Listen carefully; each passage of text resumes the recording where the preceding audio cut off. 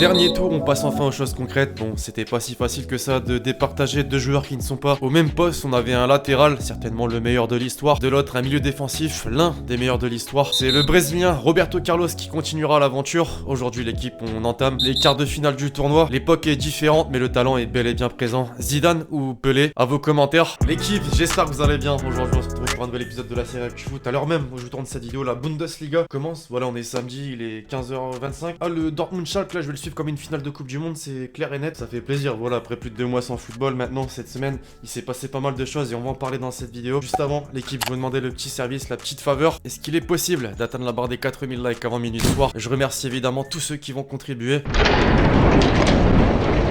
L'information de la semaine, vous en avez tous entendu parler, les Marseillais en particulier, c'est une évidence. Le directeur sportif de l'Olympique de Marseille, Andoni Zubizarreta, a quitté le club après 4 années de collaboration, ce qui est forcément incompréhensible. Voilà, on a enchaîné les bonnes nouvelles à Marseille les dernières semaines, notamment avec la qualification en Ligue des Champions. On est passé à un départ de Zubizarreta qui va peut-être en entraîner un autre, un déficit de 90 millions d'euros, bon ça on le savait. Pas de rachat par les Saoudiens, en tout cas c'est ce qu'a dit Hero, et donc forcément il va rester président, mais tout va bien dans le meilleur des mondes. Alors voilà, quand je dis qu'un départ peut en entraîner un autre, je pense évidemment à André Villas-Boas, qui indiquait encore en janvier dernier, je cite: « Je suis venu ici, 1 pour la grandeur du club, 2 pour Andoni. J'ai déjà dit que mon futur est intimement lié au sien. » Ce qui voudrait dire donc que l'entraîneur qui a amené l'Olympique de Marseille en Ligue des Champions pourrait bel et bien aussi partir. Pour l'instant, rien de concret, une chose est sûre, il est furieux du départ de son ami. D'abord, sur Insta par exemple, dans sa bio, il a enlevé le hashtag TeamOM, et même pire, il a quitté Marseille après sa réunion avec Hero. Selon le journal L'Équipe, le Portugais n'a pas reçu les garanties qu'il espérait, alors que le contexte économique, on le sait, est plutôt complexe, surtout pour l'Olympique de Marseille. Il serait rentré dans son pays natal à Porto, et forcément maintenant la presse évoque de potentiels successeurs déjà pour le poste de directeur sportif, mais d'entraîneur aussi. L'OM et Antero Henrique, l'ancien directeur sportif du Paris Saint-Germain, se parleraient depuis plusieurs semaines déjà. Son nom a été évoqué notamment en même temps que la rumeur envoyant le milliardaire, le prince saoudien Al-Walid bin Talal à Marseille pour un potentiel rachat du club. Son arrivée serait pas incohérente, en tout cas si Villas-Boas reste, car les deux se connaissent plutôt bien. Avec Porto, le duo a permis au club portugais de remporter 7 titres de champion, 4 coupes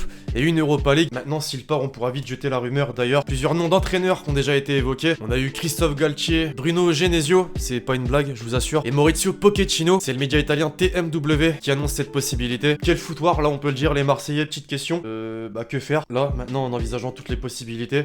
Bon, l'équipe, maintenant parlons quand même de la reprise des championnats, la reprise d'un championnat en particulier, puisque la Bundesliga ce week-end, ce samedi, reprenait. Bon, alors je vous tourne cette vidéo, les matchs ne sont pas encore effectués, ils le seront quand celle-ci sortira. Pas grand chose à dire donc pour l'instant en Allemagne, à part le fait que le Bayern a annoncé un partenariat avec TikTok. TikTok, il y a 0 van. En France, maintenant pas de changement concernant la Ligue 1, même si Olas continue le forcing pour une reprise du championnat, notamment en s'inspirant des autres grands championnats européens comme la Premier League, dont le gouvernement anglais ouvre la porte à une reprise. Je l'ai toujours respecté pour ce qu'il a fait à Lyon durant ces longues années, il se bat pour son club vraiment à 100%, une preuve de plus actuellement. Maintenant, faut peut-être arrêter et se rendre à l'évidence, accepter les décisions qui ont été prises, même s'il a pas tort sur tous les points, et notamment sur la reprise de la Ligue des Champions. Je cite: « Et envoyer Lyon et Paris se faire massacrer par des équipes qui auront une préparation que les autres n'ont pas. » Ça c'est clair, je suis d'accord, vous êtes d'accord avec lui, mais il y a peut-être une solution finalement, puisque d'après RTL, le PSG, Lyon, Lille et Saint-Etienne travaillent actuellement sur le projet d'un mini-tournoi au Qatar en juillet, afin de préparer au mieux justement la fin de saison en Ligue des Champions.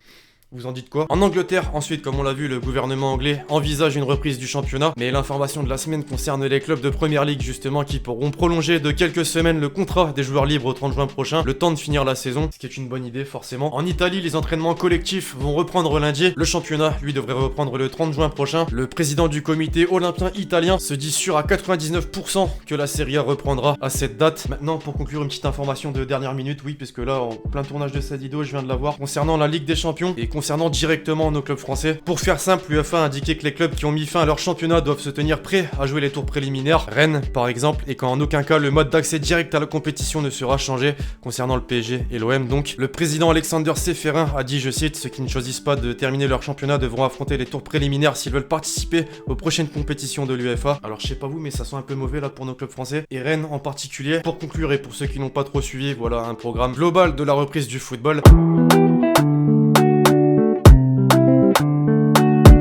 passe désormais comme habituellement dans la série l'équipe au déclat de la semaine et on commence avec Govo. J'aurais aimé une reprise de championnat mais le président Olas fait fausse route en ne pensant qu'à lui-même, ça dépasse le football. Quant au classement, l'OL est quasiment à sa place, il faut arrêter de se mentir. Un ancien lyonnais contre l'avis d'Olas, contre son propre club, c'est assez rare, c'est une espèce en voie de disparition. Non, pour de vrai l'objectif. Alexander Seferin, justement, qu'on a cité juste avant sur l'arrêt de la Ligue 1, pour moi cette décision est prématurée, cela ne touche pas l'UEFA. Je respecte cette décision pour laquelle nous n'avons pas été sollicités parce qu'elle a été prise par différents organes en France, ça se tient. Danny Rose, un joueur concerné directement, forcément par une potentielle reprise de la Première Ligue, c'est une blague, je ne vais même pas mentir, le gouvernement dit de reprendre le football parce que ça va remonter le moral de la nation. M'en fous du moral de la nation, la vie des gens est en danger. Ça, justement, on peut pas le contredire et c'est clairement la raison pour laquelle en France on a mis fin définitivement à la Ligue 1, à la Ligue 2. Habib Beye sur son futur, j'ai l'objectif bien précis d'entraîner dans 2 ans. Ça devrait plaire à certains, même beaucoup. Djibril Cissé, encore lui, qui a toujours l'objectif de rechausser les crampons. Signé à Nîmes, cela me conviendrait avec grand plaisir. J'ai été au centre de formation, j'ai porté les couleurs de ce club. J'irai dans le club qui me donnera la chance de décrocher ce titre honorifique des 100 buts. Avoir la condition physique maintenant. Samuel Eto'o qui clash indirectement 2 anciens joueurs. Aucun des deux, ni Diouf ni Drogba, ne peut venir dire qu'il a été à mon niveau ou meilleur que moi. C'est un fait. Et quelque chose qui est là, je voulais être numéro 1 et je l'ai été tout au long de ma carrière. Il a été fort, très fort même, c'est une évidence maintenant. Est-ce que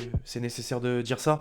Pas sûr. Herrera sur Mbappé et Neymar, si je devais parier un café sur le fait que Mbappé et Neymar restent à Paris, je le ferais. Tout indique que s'ils partent, l'un sera à Madrid et l'autre au Barça, mais je veux qu'il reste avec moi. Ce qui est fou, c'est que même là, indirectement, la propagande est en place. Klopp qui donne son avis sur les 2 meilleurs joueurs de l'histoire, Messi ou CR7, pour moi Messi, mais je ne pouvais pas admirer Ronaldo plus que je ne le fais déjà. L'explication, c'est que nous avons déjà joué contre les deux et les deux sont presque impossibles à défendre. Là, on peut parler d'humilité. Iker Casillas cette semaine sur son Insta, l'équipe balançait une image plutôt mythique, le montrant au Camp Nou. Cherchez l'erreur. Bon, je pense que vous l'avez déjà vu dans les commentaires. Gerard Piqué a dit, je cite, le nombre de fois où vous êtes venu récupérer le ballon de l'intérieur du but dans ce stade, quelle façon de battre. L'insolence en parlant d'Insta. Les lives Insta n'ont pas cessé chez les joueurs et notamment Riyad Mahrez qui a parlé de l'Olympique de Marseille et également Benjamin Mendy qui lui a balancé une anecdote sur Pep Guardiola et sur un entraînement. J'en dis pas plus. Je suis parti faire des essais à Marseille.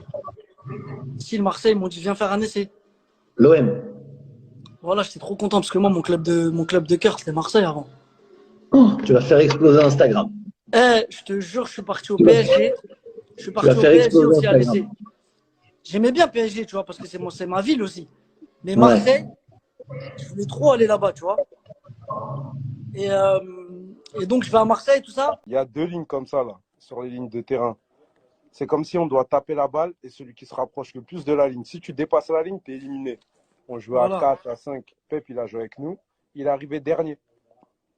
Et donc, on devait lui mettre une claque sur la tête. On mettait des claques comme ça. Mais avec nous, on tapait fort. Là, c'était le coach. Des claques de fou. Tu te rappelles les claques avec Raïm? C'était trop. Un jour, tu as mis Après, une claque à Raïm, il est rentré dans le sol. le coach, il a dit, on va voir qui va me gifler, les gars. J'ai pas encore fait l'équipe du week-end. Bernardo, il a dit non. Bernardo, il a fait comme ça.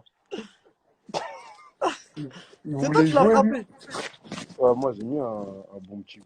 Pas de fou non plus. J'ai pas timbré. T'as un quart de mètre de fou. Si tu mets. Les quelques tweets qui m'ont marqué cette semaine, désormais l'OM ne pouvait pas éviter ce réseau.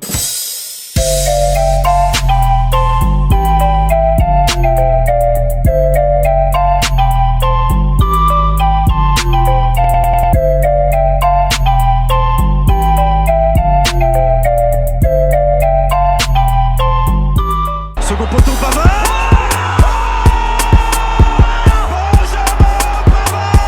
Le top but habituel, bon avec la Bundesliga, juste la Bundesliga, je pense pas que ce sera suffisant pour faire des top buts, donc on continue avec vos plus beaux buts sur FIFA, continuez à m'en envoyer sur Twitter. Cette semaine du très lourd, d'une seule même personne d'ailleurs.